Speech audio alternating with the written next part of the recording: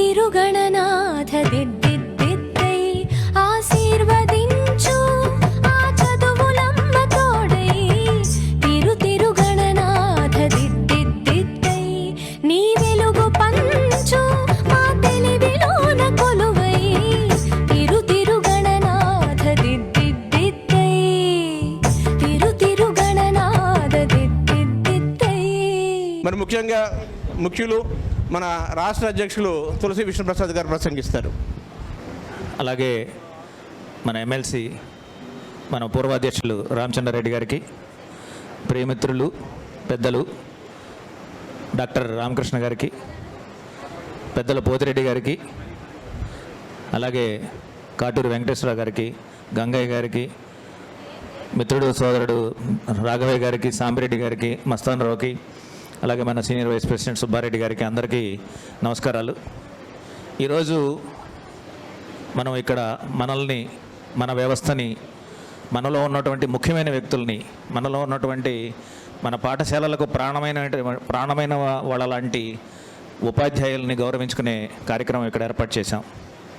ఇదే రోజున విశాఖపట్నంలోను, శ్రీకాకుళంలోను, చిత్తూరులోను, ప్రకాశం జిల్లాలోను జరగబోతున్నాయి. వచ్చే నెల మళ్ళీ వచ్చే 13వ తేదీన నెల్లూరులోను, బాపట్లలోను, ఇంకా ఇతర ప్రాంతాల్లోనూ కూడా ఇట్లాంటి సన్మాన కార్యక్రమాలు జరుగుతున్నాయి. మొన్న 5వ తేదీ పాఠశాలలన్నిటికీ సెలవు ప్రకటించడంతో ప్రభుత్వ పాఠశాలల్లో ముందు రోజు చేయటం ఏదో చేశారు. కానీ ఆ రోజు దాదాపుగా 5-6 జిల్లాల్లో, నేను ఏలూరులో, దెందులూరులో, ఏలూరులో, తర్వాత నల్లజర్లలో, చాగల్లులో 4 చోట్ల ఒకే రోజు 4 కార్యక్రమాలకి, ఉపాధ్యాయ సన్మాన కార్యక్రమాలకి హాజరవడం జరిగింది.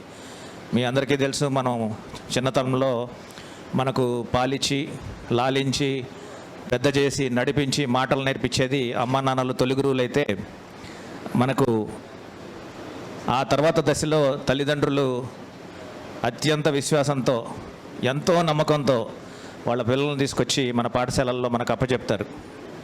వాళ్ళని పెద్ద చేయమని, పెద్దలుగా చేయమని, wisdom and knowledge and wisdom, విజ్ఞానాన్ని అవిజ్ఞానాన్ని సక్రమంగా ఉపయోగించుకునే బుద్ధిని ప్రసాదించాలని మన దగ్గర చేరుస్తారు. 15-16 సంవత్సరాలు వచ్చేసరికి మన దగ్గర పాఠశాల దశ పూర్తయ్యేసరికి వీడు పనికి వస్తాడా పనికిరాడా అనే ఒక ఆలోచనలోకి పేరెంట్ నిర్ధారణలోకి వచ్చేస్తారు. కానీ అప్పుడే జన్మించిన బాలుడు 3-4 సంవత్సరాల వయసులో ఉన్నప్పుడు వీడు భవిష్యత్తులో PM కావచ్చు, CM కావచ్చు, DM కావచ్చు, ప్రైమ్ మినిస్టర్ కావచ్చు, చీఫ్ మినిస్టర్ కావచ్చు, డిస్ట్రిక్ట్ మేజిస్ట్రేట్ అంటే కలెక్టర్ కూడా కావచ్చు. ఎన్నో ఆశలు ఉంటాయి వాళ్ళకి. ఆ ఆశలను పూర్తి చేసుకోవడానికి, ఆ ఆశలు నెరవేర్చుకోవడానికి ఈ తల్లిదండ్రులంతా, ఇందాక గంగయ్య గారు చెప్పారు, ఈ రోజున యాజ్ ఇట్ స్టాండ్స్ నౌ యూడైస్లో 55% మంది విద్యార్థులు ప్రైవేట్ విద్యా సంస్థల్లో ఉన్నారు మన రాష్ట్రంలో. అది 29 లక్షల నుంచి 35 లక్షల నుంచి 38 లక్షలకి చేరింది. ఈ రోజున మీకు అందరికీ తెలుసు, ఈ రోజున 70 లక్షల మంది విద్యార్థులు పాఠశాలల్లో ఉన్నారు. వీళ్ళు కాకుండా ఎల్కేజీ యూకేజీల్లో నర్సరీల్లో ఇంకొక 5 లక్షల మంది విద్యార్థులు ఉంటారు. ఏ విధంగా చూసినా కూడా దేశవ్యాప్తంగా 22 కోట్ల మంది విద్యార్థులు పాఠశాలల్లో ఉంటే అందులో దాదాపుగా 60% మంది విద్యార్థులు ప్రైవేటు పాఠశాలల్లో ఉన్నారు. ప్రైవేటు పాఠశాలలు అనేవి ఒక ఎవరు దాచలేని లేకపోతే ఎక్కడికో పక్కకు పెట్టగలగని ఒక వ్యవస్థ, బలమైన వ్యవస్థ. ఈ రోజున మన పాఠశాలల్లో అబ్దుల్ కలాం అయినా, మోడీ గారైనా, సీఎం చంద్రబాబు నాయుడు గారైనా ఎవరైనా సరే మన పాఠశాలల్లో చదివి పైకి రావాల్సిందే. అంత గురువు లేని మానవుడు లేడు. మన పిల్లలందరికీ నేను అందరికీ మా స్టాఫ్ మెంబర్స్ని కూడా ఇవాళ ఒక 8 మందిని పిలిచాను. ఇక్కడ 10 ఏళ్ళకు పైబడి నా దగ్గర పనిచేస్తున్న వాళ్ళని. మరి మేమందరం చెప్తుంటాం, తల్లిదండ్రులారా మార్పులు అడగండి, మార్కులు అడగండి అని. పిల్లల్లో మంచి మార్పులు వస్తే, ప్రవర్తనలో మార్పు వస్తే, హ్యాండ్ రైటింగ్లో మార్పు వస్తే, కాంప్రహెన్షన్లో మార్పు వస్తే ఆ మార్పులని మార్కుల కింద మారతాయి. మార్కులను వెంటపడబాకండి, మార్పులు అడగండి. ఆ మార్పుల కోసం అందరం కలిసి పనిచేద్దామని చెప్తుంటాను. మరి ఈ రోజున మనం ఈ క్రమంలో పిల్లల మీద అవసరానికి మించి ఒత్తిడి కూడా పెడుతున్నామేమో ఆలోచించాలి. మనందరం బహుశా ఇక్కడ ఉన్న ఈ జనరేషన్ అంతా కూడా అందరం 50+. ఒక మా చక్ర నాగేష్ అన్నాడు, నేనైతే 60+. నేను మన 2 ఉన్నాం, రామకృష్ణ గారు. మేమంతా కూడా ఆడతా పడతా చదువుకున్నాం.